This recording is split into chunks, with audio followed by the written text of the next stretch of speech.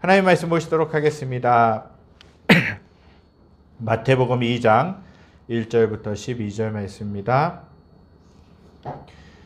마태복음 2장 1절에서 12절 말씀입니다. 제가 가진 성경은 신약 2쪽에 있습니다. 마태복음 신약 제일 처음 책 마태복음 2장 1절부터 12절 말씀입니다. 제가 1절부터 11절까지 봉독해드리고 12절 말씀만 함께 읽도록 하겠습니다.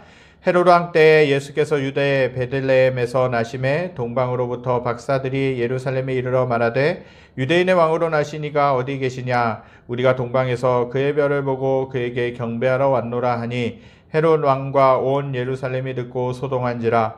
왕이 모든 제사장과 백성들의 서기관들을 모아 그리스도가 어디서 나겠느냐 물으니 이르되 유대 베들레헴에 오니 이는 선지자로 이렇게 기록된 바 또 유대 땅 베들레헴아 너는 유대 고을 중에서 가장 작지 아니하도다. 내게서 한 다스리는 자가 나와서 내 백성 이스라엘의 목자가 되리라 하셨음이니이다.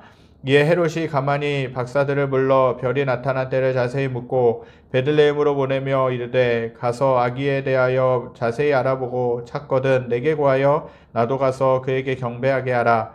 박사들이 왕의 말을 듣고 갈새 동방에서 보던 그 별이 문득 앞서 인도하여 가다가 아기 있는 곳 위에 머물러 서 있는지라. 그들이 별을 보고 매우 크게 기뻐하고 기뻐하더라. 집에 들어가 아기와 그의 어머니 마리아가 함께 있는 것을 보고 엎드려 아기께 경배하고 보배압을 열어 황금과 유향과 모략을 예물로 드리니라. 12절 함께 읽겠습니다. 그들은 꿈에 헤롯에게로 돌아가지 말라 지시하심을 받아 다른 길로 고국에 돌아가니라. 아멘. 오늘은 기쁜 성탄입니다. 우리에게 구세주를 보내주신 그 하나님께 모든 찬양과 영광을 올려드리기를 원합니다. 그리고 예수 그리스도의 성탄의 기쁨과 즐거움이 성도님들과 모든 성도님들의 가정 가운데 함께 넘치시기를 소망합니다. 코로나19로 인하여서 많은 어려움이 있고 힘든 일이 있었지만 그러나 예수님께서 이 땅에 오신 것은 진정한 소망이고 진정한 평화이고 진정한 희망인 줄 믿습니다. 그 예수님으로 인하여서 저와 여러분들이 구원함을 받았고 또 새 생명을 얻을 수 있었기 때문에 그렇습니다. 우리들은 죄 가운데 죽을 수밖에 없었던 영혼들이었습니다. 우리들은 세상 가운데서 성경에 보면 각기 우리들은 양 같아서 다 각기 제 갈 길로 갔다라고 말씀하죠. 그러나 그 제 갈 길로 갈 수밖에 없었고 여전히 방황할 수밖에 없었고 여전히 어려울 수밖에 없었던 우리들을 위해서 포기하지 않으시고 하나님은 구원의 계획을 계속해서 구약 때부터 세우셨습니다. 그러한 구원의 계획의 마스터 플랜이 뭐냐? 마지막에 그 계획이 뭐였냐? 예수님을 이 땅 가운데 보내셨다는 것이에요. 만약에 구약 시대 때 선지자들이 하나님의 말씀을 듣고 회개했다면, 선지자들이 전해준 말씀을 듣고 회개했다면 예수님이 이 땅 가운데 오셨어야만 했을까? 아마 예수님이 오시지 않아도 됐을까라는 조심스러운 생각을 해봅니다. 그러나 선지자들이 아무리 하나님의 말씀, 경고의 말씀을 들려주어도 사람들은 너무나도 무지하고 너무나도 어리석어서 죄가 너무나도 달콤해서 그것들을 유혹을 이기지 못했고 죄악 가운데 멸망받을 수밖에 없었다는 거죠. 결국에는 하나님이 어떻게 하셨죠? 예수님을 이 땅 가운데 보내주실 수밖에 없었다라는 것이에요. 하나밖에 그 없는 아들. 하나님 편에서 보면 쉬운 결정이셨겠습니까? 물론 수백 년, 수천 년의 그 시간들 동안에 하나님은 구원의 계획을 세우셨지만 정작 예수님을 보내시고자 할 때는 고민이 되셨을지도 모르겠습니다. 그러나 인간들을 포기하실 수가 없어서 인간들을 너무나도 사랑하셨기 때문에 예수님이 이 땅 가운데 오실 수밖에 없었다라는 것이에요. 하나밖에 그 없는 아들. 여전히 우리들은 죄인된 삶을 살고 있을 그때에 예수님이 이 땅 가운데 오셨다라는 것이에요. 그 사랑. 목숨을 주면서까지 사랑할 수 있다면 얼마나 그것이 귀중한 사랑이겠습니까? 여러분들 정말 목숨을 바쳐서 사랑하실 수 있습니까? 여러분들 정말 나의 목숨을 주면서까지 다른 사람들을 사랑할 수 있습니까? 참 쉽지가 않은 문제라는 것이죠. 그런데 그 일을 하나님이 하셨다는 것이에요. 예수 그리스도를 통해서 하나님이 하셨다는 것이에요. 그 예수님의 사랑이 저와 여러분들에게 충만하게 임하게 되기를 간절히 소망합니다. 예수님께서 2000년 전 베들레헴 말구유에 탄생하셨을 때 천사가 들에서 양을 치는 목자에게 말하기를 무서워 말라 보라 내가 온 백성에게 미칠 큰 기쁨의 좋은 소식을 너희에게 전하노라. 오늘날 다윗의 동네에 너희를 위하여 구주가 나셨으니 곧 그리스도 주시니라 라고 그렇게 말씀하셨어요. 즉 예수 그리스도는 기쁜 소식 복음이라고 말씀하신 것이에요. 여러분들 어떤 소식을 들었을 때 가장 기쁘십니까? 내가 어느 쇼핑몰에서 무엇을 싸게 샀는데 그것 때문에 기쁘십니까? 내가 돈이 나올 구석이 없는데 갑자기 어디에서 돈이 나왔다. 그것이 기쁘십니까? 물론 그것도 기쁘지요. 물건을 싸게 살 수 있는 것도 기쁘고 돈이 나올 구멍이 없는데 그 돈이 생긴 것도 기쁘고 감사한 일이죠. 그러나 정말 감사한 것은 뭐냐? 하나님이 하나밖에 없는 그 아들을 우리들을 위해서 보내주신 그 아들이 있었다는 것, 예수 그리스도가 있었다는 것이 가장 기쁜 소식인 줄 믿습니다. 그래서 이렇게 천사가 찬양하는 거죠. 지극히 높으신 곳에서는 하나님께 영광이요 땅에서는 기뻐하심을 입은 사람들 중에 평화로다 라고 그렇게 말씀하신 것이에요. 예수님의 탄생은요 하늘에는 영광이고요 땅에서는 평화를 주기 위한 것이었어요. 그런데 메시아이신 예수 그리스도의 탄생은 이미 구약 성경에 있는 대로 2000여 년 전부터 그 오래전부터 하나님이 계획해 놓으신 계획 속에 있었다라는 것이에요. 그것이 예수님이 오심으로 인해서 성취되었다라는 것이에요. 이탈리아의 조각가이며 화가인 미켈란젤로가 있죠. 그가 그린 작품 중에 유명한 천지창조라는 그림이 있습니다. 그의 그림에는 하나님께서 아담을 창조하시는 그 모습을 묘사하며 하나님의 손끝이 아담의 손끝에 닿는 순간 생명이 전달되는 것으로 표현되어 있다라는 것이에요. 창세기 2장 7절에는 여호와 하나님이 땅의 흙으로 사람을 지으시고 생기를 그 코에 불어넣으시니 사람이 생명이 되니라 라고 그렇게 말씀하고 있어요. 그렇게 기록되어 있는데 미켈란젤로의 그림은 성경에 없는 내용을 그렸다라는 것이에요. 그럼에도 불구하고 그림이 유명하게 된 까닭은 뭐냐? 생명을 전달하는 방법은 비단 코에 생기를 불어넣는 것만으로 되지 않고 손과 손이 서로 마주 닿을 때에도 되는 것이라고 생각했기 때문에 그래요. 손과 손이 서로 마주친다는 것은 아름다운 사랑의 방법입니다. 전달 방법이에요. 관심 있는 사람들, 사랑하는 사람들, 정말 반가운 사람들에게는 우리가 악수를 나눕니다. 서로 악수를 나누고요. 다른 나라에서는 포옹을 하기도 하고 그렇게 하기도 한다는 것이에요. 그것이 뭡니까? 반갑다는 것, 사랑한다라는 표시예요. 그 나의 온기가 그 사람에게 전달되기를 원한다라는 것이죠.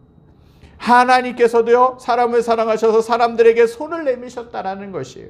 그것은 독생자 예수 그리스도를 세상에 보내신 일이라는 사실입니다. 하나님의 손이 예수님의 탄생으로 사람들에게 사랑을 베풀어 주셨다라는 것이에요.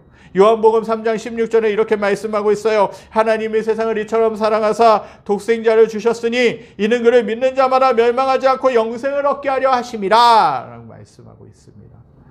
하나님이 세상을 또한 나를 이처럼 사랑하사 독생자를 주셨으니 이는 그 예수 그리스도를 믿는 자마다 멸망하지 않고 영원한 생명, 영생을 얻게 하려 하시기 위해서 예수님을 믿게 하셨다는 것이에요. 하나님이 하나밖에 없는 그 아들을 보내주셨다는 것이에요. 사람이 사랑의 손으로 다른 사람에게 사랑을 베푼다면 귀한 일입니다. 동방 박사들이 하늘의 별을 보고 아기 예수님에게 찾아와서 아주 귀한 예물을 손으로 바친 그 일들을 했다라는 것이죠. 이것은 성탄절을 맞이하는 우리들의 신앙의 본보기가 되어진다라는 것이죠. 머나먼 동쪽 나라에서 하늘의 별을 연구하는 박사들이 하늘에서 움직이는 큰 별을 발견하게 됐습니다. 보통 별이 아니었습니다. 늘 보던 별이 아니었다라는 것이죠. 박사들이 큰 별을 관찰한 결과 세상에 가장 위대한 임금이 새로 태어난다라는 사실을 알게 되었다라는 것이에요. 박사들은 그냥 있을 수 없었습니다. 그래서 큰 별의 주인공을 찾아 먼 길을 떠나게 된 것입니다. 박사들은 그냥 있을 수가 없어 먼 길을 계속해서 가게 되는데 아주 먼 길을 그 주인공 찾아 떠나게 된 것이죠. 너무나도 멀고 먼 길이었습니다. 아마 박사들도 피곤하고 고달픈 여행길의 중간에 포기할까라는 생각들도 했을 것입니다. 그러나 박사들은 결코 포기할 수 없었습니다. 박사들이 꾸준히 인내심을 가지고 여행을 계속하다가 드디어 도착한 곳이 어디냐? 유대 나라였습니다. 박사들은 예루살렘에 들어가 이렇게 말합니다. 오늘 본문 2절입니다. 함께 읽겠습니다. 유대인의 왕으로 나시니가 어디 계시냐? 우리가 동방에서 그의 별을 보고 그에게 경배하러 왔노라 하니. 유대인의 왕으로 나시니 라는 이 말씀은 뭐냐? 절반 정도만 맞는 말씀이에요. 예수님은 유대인의 왕으로 나신 분으로 보이지만 온 인류를 구원하실 만왕의 왕으로 탄생하셨기 때문에 그렇습니다. 예수님께서 인류를 구원하시기 위해서 십자가를 날리실 때에도 빌라도가 유대인의 왕이라고 그렇게 명패를 붙였습니다. 일컬었습니다. 여기서 우리에게 중요한 것은 뭐냐? 예수님은 온 인류의 왕이요 나의 왕이라는 사실입니다. 성탄절을 맞이하면서 우리가 기쁠 수 있어요. 들뜰 수 있어요. 설레일 수 있어요. 그러나 정말 중요한 것은 뭐냐? 예수님을 나의 왕으로 모셔드려야 된다는 것이에요. 예수님이 나의 왕으로 오셨음에도 불구하고 여전히 내 마음대로 하면서 살겠습니까? 그렇지는 않아야 된다는 것이에요. 그분을 믿고 모시는 일이 너무나도 중요합니다. 그래야 나의 삶의 방향성이 바뀌어질 수밖에 없어요.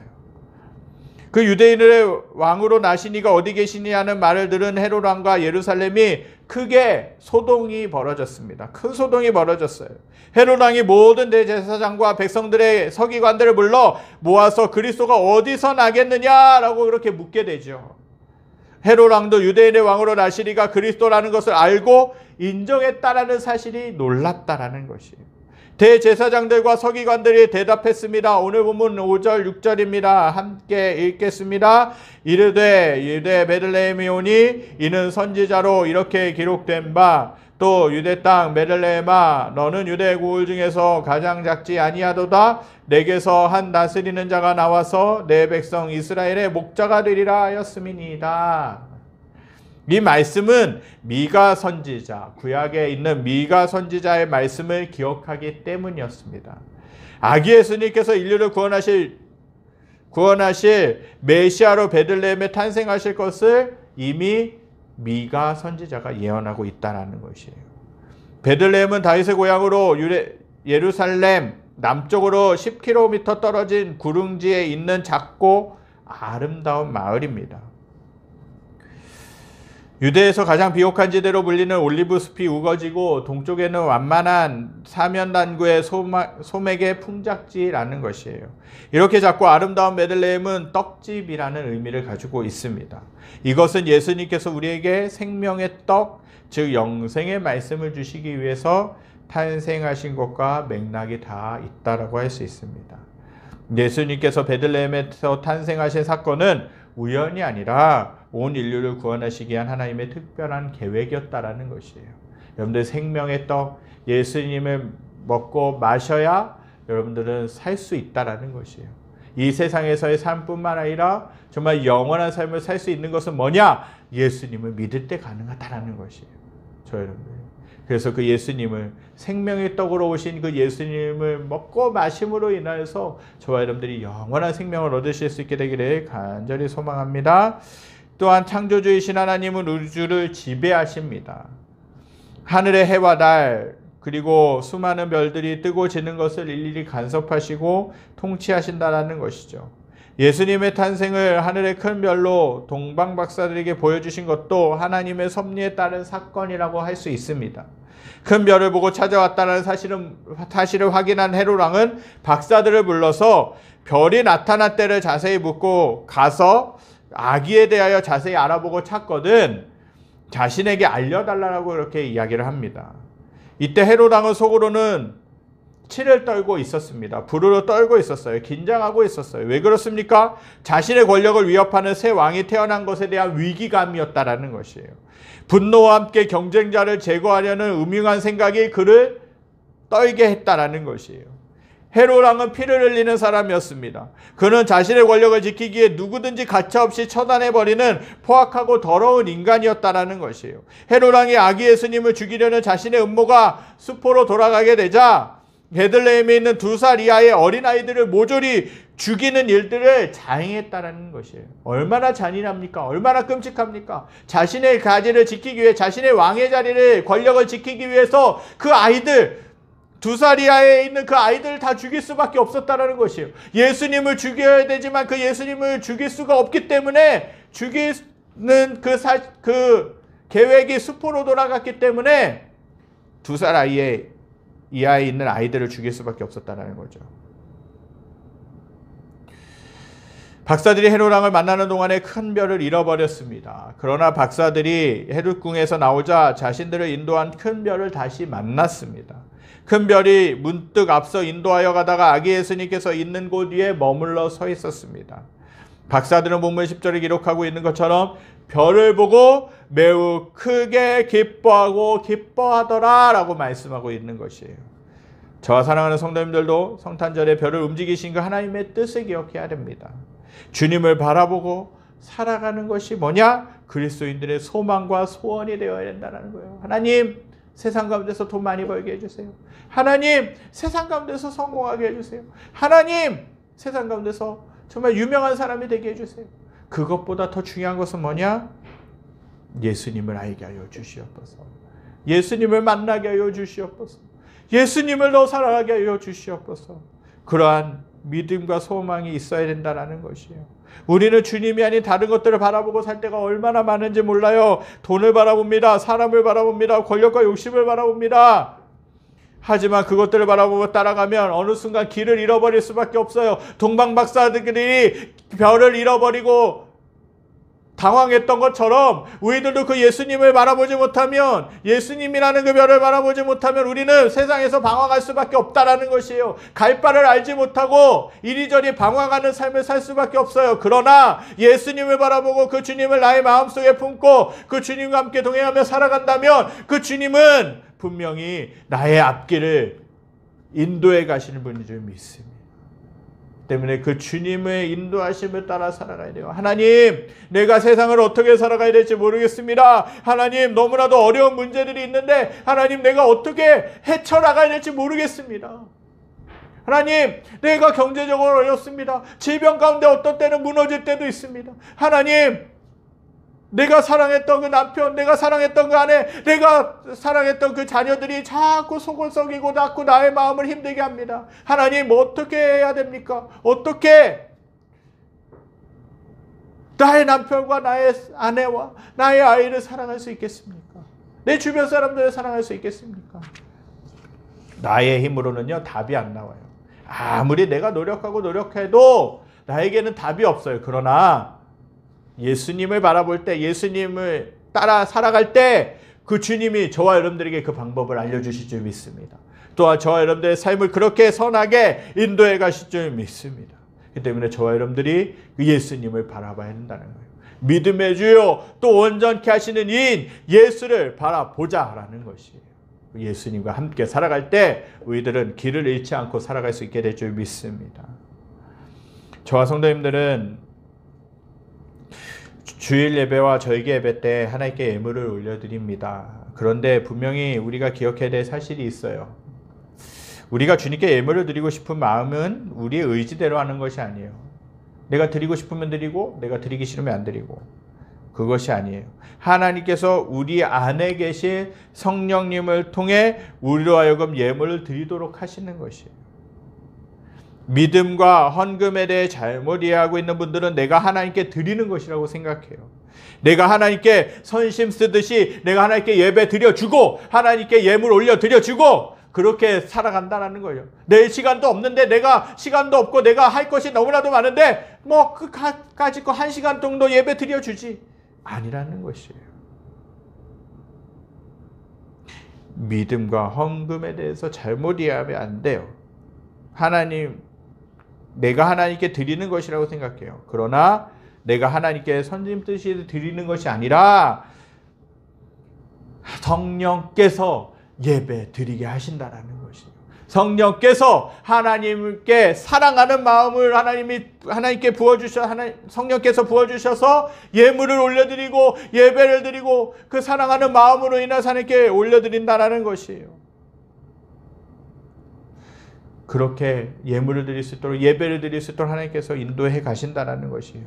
동방박사들 예수님께 자신들이 준비한 예물을 드렸습니다. 오늘 본문 11절입니다. 함께 읽겠습니다. 집에 들어가 아기와 그의 어머니 마리아가 함께 있는 것을 보고 엎드려 아기께 경배하고 보배압을 열어 황금과 유향과 모략을 예물로 드리라. 아멘.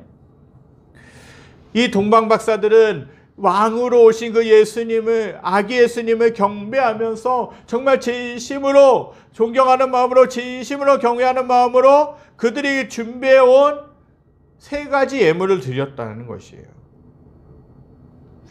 그렇게 정성껏 준비한 예물을 드릴 수 있었던 것도 뭐냐? 그들의 의지가 아니라 성령께서 역사하심으로 예수님을 경배하며 드릴 수 있었다라는 사실이에요. 동방박사들이 머나먼 여행길에서 귀중한 예물을 가지고 다니기에는 어려웠지만 성령의 역사하심으로 말미암아 가능했음을 우리는 알 수 있다는 것이에요. 또한 동방박사들이 예물을 드리고 예수님을 경배할 수 있었던 것은 뭐냐? 그분이 누구신지를 알았기 때문에 그래요. 그리스도가 누구신지라는 것 때문에 그분을 높이고 우리가 가장 귀하게 생각하는 것들을 드리는 것이야말로 진정한 예배의 본질입니다. 완전하고 정의로우시며 전능하신 우주의 창조자이시고 저와 여러분들을 위해서 이 땅 가운데 목숨을 주시기 위해서 오신 그 예수님이 정말 귀한 분으로 여긴다면 우리가 가지고 있는 것들을 드릴 수밖에 없다라는 것이에요.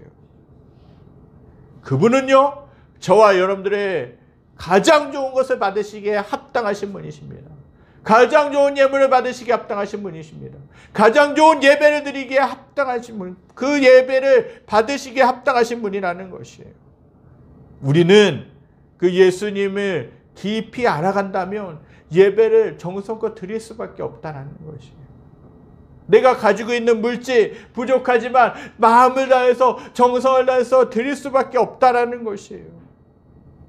또한 우리의 신앙, 섬김 그리고 드림은 우리의 힘으로 할 수 있는 것이 아니에요. 성령, 내 안에 계신 성령님이 마음을 주셔야 할 수 있는 것이에요. 시간을 드리는 건요, 아무리 시간이 많아도요, 내가 하나님을 위해서 드릴 수 있는 것은요, 성령이 역사하지 않으면 드릴 수 없는 것입니다. 성탄절에 탄생하신 아기 예수님은 하나님께서 육신이 되어 세상에 오신 분이십니다. 그분은 창조주 하나님이시고 만왕의 왕이신 분입니다. 그분은 우리를 구원하실 메시아로 오셨다라는 사실입니다. 하늘의 천사들과 땅에 있는 모든 피조물들에게 찬양과 영광과 경배를 받으시기에 합당하신 분이라는 것이에요. 그렇기 때문에 저와 여러분들도 아기 예수님께 엎드려 경배하며 예물을 드린 동방박사들처럼 경배하며 그 하나님을 정말 경외하며 예배드리고 내가 가지고 있는 것들을 정성껏 드려야 될 줄 믿습니다. 나의 의지가 아니라 성령의 역사하심에 따라서 정성껏 경배하며 넉넉한 예물을 드려야 된다는 것이에요. 그분께 내 마음과 내 삶을 드리는 것이 너무나도 중요합니다. 사랑하는 성도 여러분, 예수님이 이 땅 가운데 우리들을 위해서 오셨습니다. 저와 여러분들을 위해서 정말 그 누구도 줄 수 없는 생명을, 목숨을 주셨다는 것이에요. 저 같으면 그랬을 거예요. 그렇게 죄짓고, 그렇게 말도 안 듣고 죄짓고, 그렇게 방황하는 사람들, 그 개들을 위해서, 그 사람들을 위해서 나의 하나밖에 없는 아들을 줘? 나는 못 죽여. 어쩌면 그럴 수도 있었을 것이에요. 근데 그 어려운 일을 할 수 없는, 인간이 할 수 없는 일을 누가 하셨냐? 하나님이 하셨다는 것이에요. 여러분, 목숨보다 더 중요한 것이 어디 있습니까? 아무리 돈을 많이 벌어도요, 아무리 창고에 내 돈을 많이 쌓아놔도요, 내가 죽으면 소용이 없어요. 아무리 좋은 집에 살고 아무리 좋은 것을 가지고 있다 할지라도 내가 죽으면 소용이 없어요. 여러분들 그걸 가지고 가실 겁니까? 갈 수가 없다는 것이에요. 근데 저와 여러분들을 위해서 목숨을 주시기 위해서 예수님이 오셨다라는 것이에요. 이 땅 가운데. 기꺼이 죽으심도 받아들이셨다는 것이에요. 그 하나밖에 없는 그 목숨을 주신 그 예수님께, 그 하나님께 우리가 드리지 못할 것이 뭐가 있겠습니까? 그 생명값으로, 그 목숨값으로 나아가 내가 구원받았고 하나님의 자녀가 되었는데, 저와 여러분들을 그 하나님께 내어드리실 수 있게 되기를 간절히 소망합니다. 하나님, 나의 왕으로 오시옵소서. 하나님, 나를 다스려 주시옵소서. 나는 갈 바를 알지 못합니다. 나는 어떻게 세상을 살아갈지 모릅니다. 어떤 방법이 있는지 모릅니다. 나와 함께하여 주시옵소서. 이런 모습으로 아기 예수님을 맞아들이시고 그 예수님과 함께 동행하시고 그 예수님을 바라보심으로 승리하시는 삶 사실 수 있게 되기를 간절히 소망합니다. 우리 이 시간 주님께 찬양드리기 원합니다.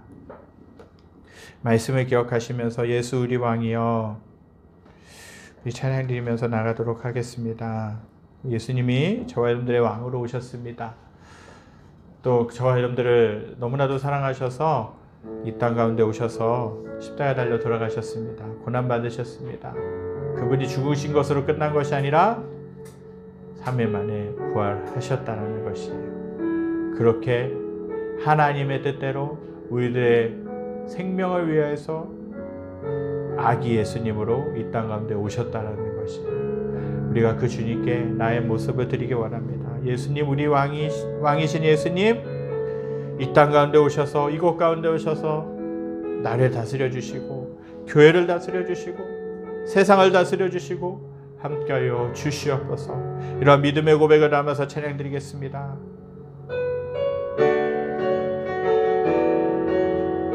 예수 우리 왕이여, 예수 우리 왕이여,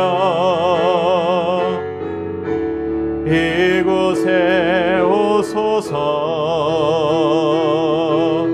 보좌로 주여 임하사 찬양을 받아주소서. 주님을 찬양하오니 주님을 영배하오니 왕이신 예수여 오셔서 찾아와사 다스리소서. 예수 우리 왕이여, 예수 우리 왕이여, 이곳에 오소서. 보좌로 주여 임하사 찬양을 받아주소서. 주님을 찬양하오니 주님을 영배하오니 왕이신 예수여 오셔서 찾아와사 다스리. 한 번 더 전심 고백합니다. 예수 우리 왕이여, 예수 우리 왕이여, 이곳에 오소서. 보좌로 주여 임하사 찬양을 받아주소서. 주님을 찬양하오니 주님을 영배하오니 왕이 왕이신 예수여 오셔서 좌정하사 다스리 주님을 찬양하오니 주님을 찬양하오니 주님을 경배하오니 왕이신 예수여 오셔서 좌정하사 다스리소서. 그 주님은 저와 여러분들의 왕으로 오셨습니다. 이 땅 가운데서 우리들을 포기할 수 없어서 이 땅 가운데 오셔야만 했던 분이셨습니다. 우리가 여전히 세상 가운데서 빠져 살아갈 때 여전히 죄짓고 여전히 혈기 부리고 여전히 사람들 미워하고 여전히 방황하고 있을 그때에 하나님은요 저 여러분들을 포기하실 수가 없어서 예수님을 이 땅 가운데 보내주셨습니다. 그 예수님이 오신 이 날 우리가 기념하며 예배드리면서 그냥 들떠있는 것만이 아니라 그 예수님을 나의 왕으로 모셔드리실 수 있게 되기를 간절히 소망합니다. 우리들이 어떻게 살아야 될지 모르잖아요. 다음날의 일도 모르잖아요. 5분 뒤의 일도 불과 예상하지 못하잖아요. 우리가 하루하루 살아갈 때마다 막막하지 않습니까? 코로나19에 어떻게 이 어려움들을 헤쳐나가야 될지 막막하지 않습니까? 그러나 예수님은 모든 해답을 알고 계시는 줄 믿습니다. 예수님은요 모든 것들을 알고 계시는 줄 믿습니다. 그 주님께 그렇게 고백하실 수 있게 되기를 바랍니다. 나의 왕으로 오시옵소서. 나의 예배를 받아주시옵소서. 나의 머리부터 발끝까지 나를 다스려 주시고 나를 새롭게 하여 주시옵소서. 하나님 이 교회 주인도 예수님이십니다. 이 교회도 하나님 어떻게 가야 될지 어디로 가야 될지 예수님만이 아십니다. 그 주님께 올려드립니다. 주님 받아주시옵소서라고 그렇게 고백하실 수 있는 저와 여러분들이 되시기 간절히 소망합니다. 이 성탄절을 보내시면서 그 예수님을 깊이 사랑하시고 그 예수님을 바라보시고 그 주님께 가까이 가시는 저와 여러분들이 되시기를 간절히 소망합니다. 기도하겠습니다. 하나님 예전부터 너무나도 오래전부터 죄 가운데 방황할 수밖에 없는 우리들을 위해 어떻게 하면 구원받고 어떻게 하면 하나님의 자녀로 하나님의 뜻대로 살게 할 수 있을까 그 생각으로 인해 하나밖에 없는 그 아들을 보내주시고자 계속해서 구원의 계획들 보내시고자 하는 계획들을 세우시고 또 이끌어 가시고 인도하시고 마침내 그 예수님을 이 땅 가운데 보내주신 날을 우리가 맞이하며 예배 올려드립니다. 하나님 이 시간 그 주님만을 바라보며 나의 왕으로 오신 그 주님 나를 구원하시기 위해 오신 그 예수님을 바라보며 그 예수님과 함께 동행하며 그 예수님을 의지하며 그 예수님을 사랑하며 그 주님을 나의 왕으로 모시며 살기에 부족함이 없게 하여 주시옵소서. 저희들은 한 치 앞도 내다볼 수 없는 사람들입니다. 정말 앞으로 5분 뒤의 일도 예상할 수 없는 사람들입니다. 그러나 예수님이 함께 하실 때에 우리들의 갈 바를 알 수 있고 우리들이 행해야 될 바를 알 수 있는 줄 믿사오니 그 예수님을 나의 왕으로 모시며 그 주님께 최고의 경배를 드리며 최고의 삶을 드리며 살기에 부족함이 없도록 인도하여 주시옵소서.